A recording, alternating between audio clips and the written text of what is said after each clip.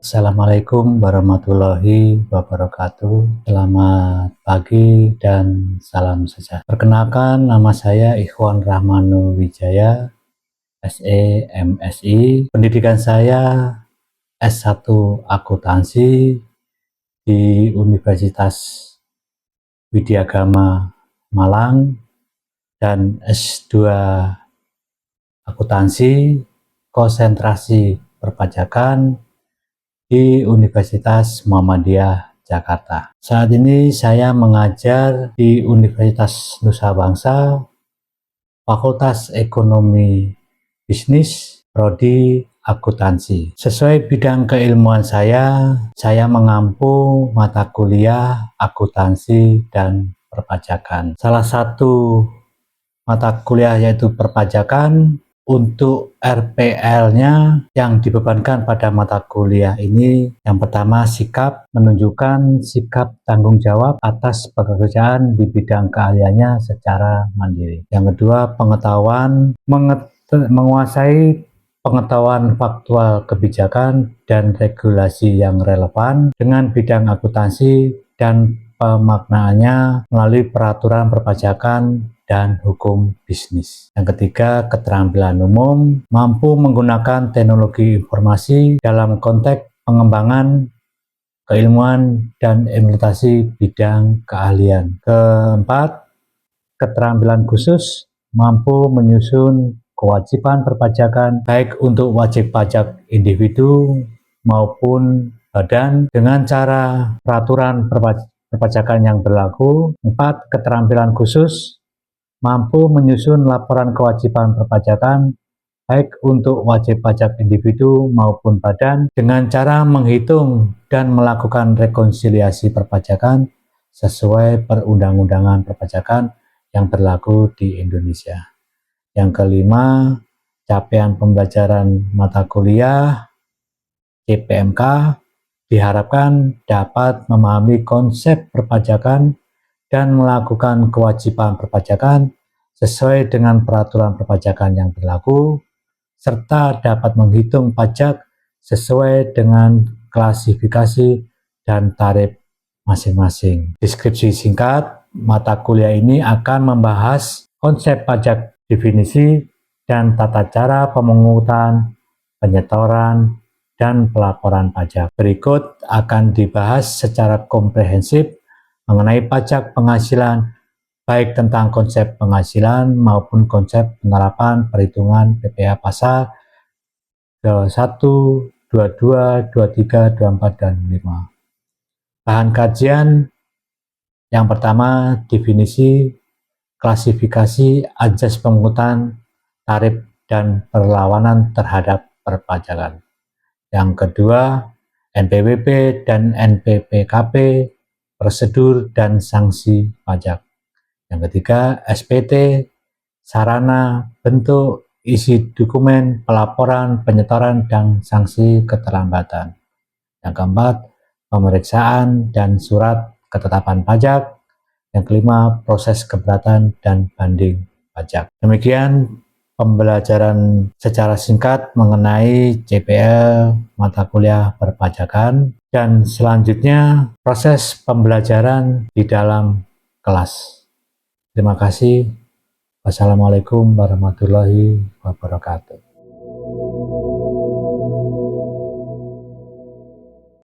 Assalamualaikum warahmatullahi wabarakatuh. Waalaikumsalam warahmatullahi wabarakatuh. Nah, sebelum kita mulai, marilah kita bersama-sama membaca basmalah. Bismillahirrahmanirrahim. Oke, mengenai materi kemarin tentang pajak dalam perusahaan, apakah sudah dimengerti ataukah ada yang mau ditanyakan? Silakan. Sebelum kita menginjak ke materi berikutnya.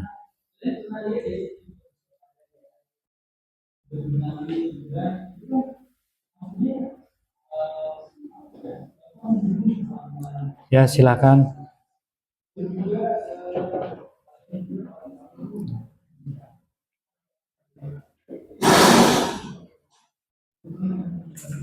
Baik,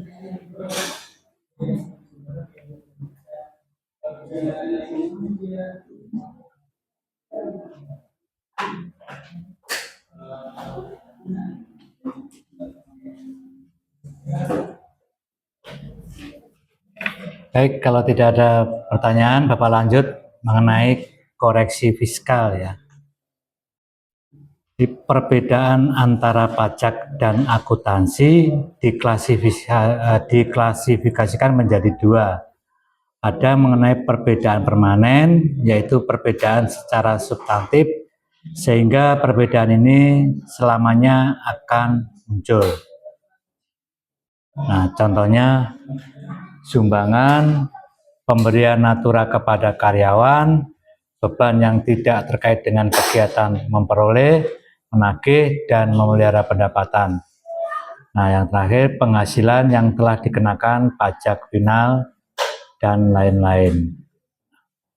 Perbedaan yang kedua yaitu perbedaan temporer. Perbedaan waktu pengakuan sehingga secara total tidak terjadi perbedaan, namun pengakuan pendapatan atau beban dalam satu periode terdapat perbedaan. Ya. Yang pertama beban depresiasi atau amortisasi. Nah.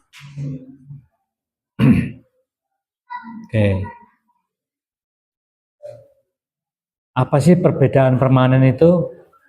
Nah, kenapa harus sumbangan, pemberian natura, beban yang tidak terkait dengan kegiatan? Nah, permanen itu ya sifatnya selamanya akan muncul. Kalau kontemporer itu bisa berubah-ubah ya, bisa berubah-ubah itu. Contoh kayak beban depresiasi atau amortisasi itu dalam setiap tahun dia pasti berubah.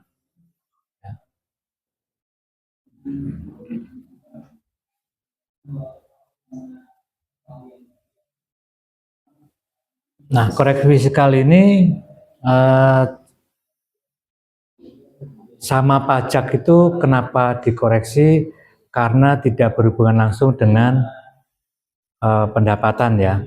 Contoh misalkan pemberian natura kepada karyawan. Pemberian natura kepada karyawan itu oleh perusahaan dimasukkan dalam beban. Tapi dalam pajak itu tidak boleh dimasukkan dalam beban. Kenapa?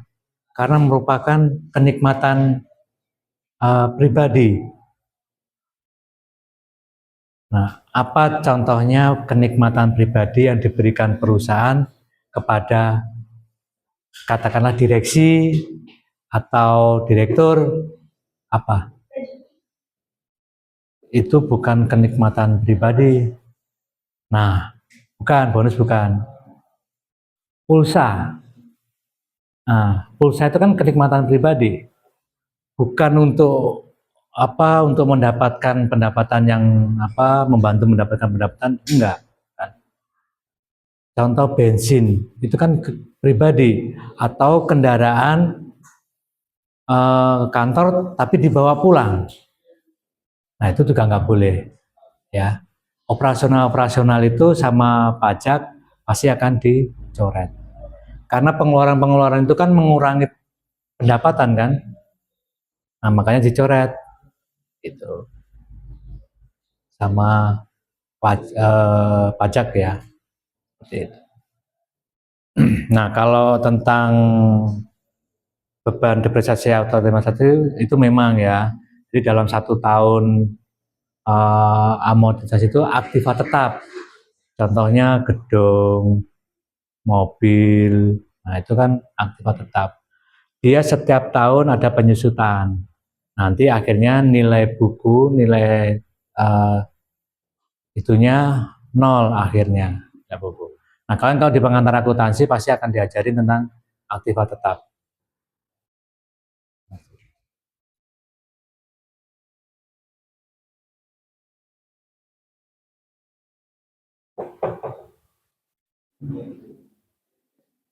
Oke, selanjutnya tentang pajak penghasilan. Pajak terutang dalam 1 tahun dalam akuntansi disebut beban pajak gini. Ya, dihitung dari penghasilan kena pajak dikalikan dengan tarif. Nah, pajak terutang ini penghasilan dalam 1 tahun, ya kan, dihitung berapa PKP-nya, penghasilan kena pajak. Setelah ketemu PKP dikalikan tarifnya berapa, ya. Itu ya, pajak penghasilan ya.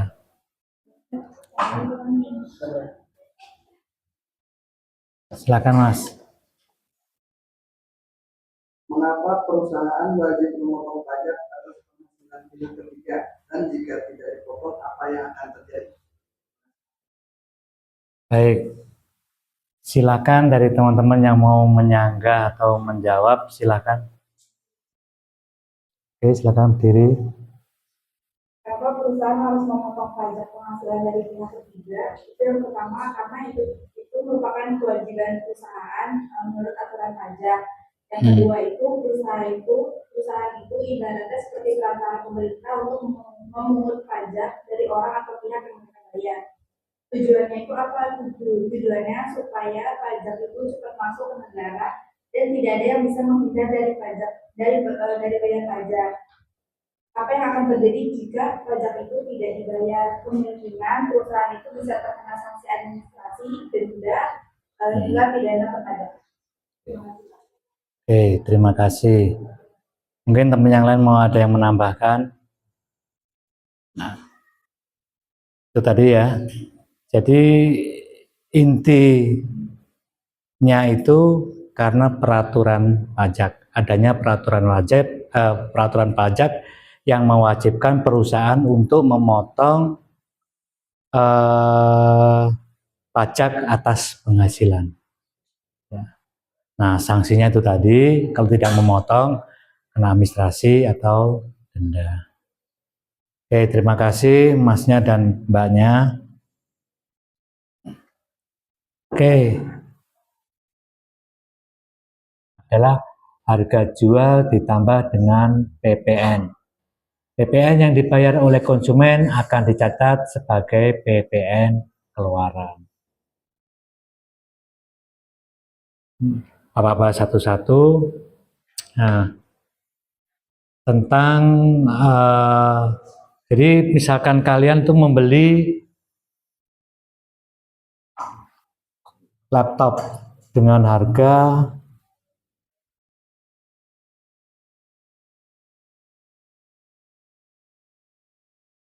RP-nya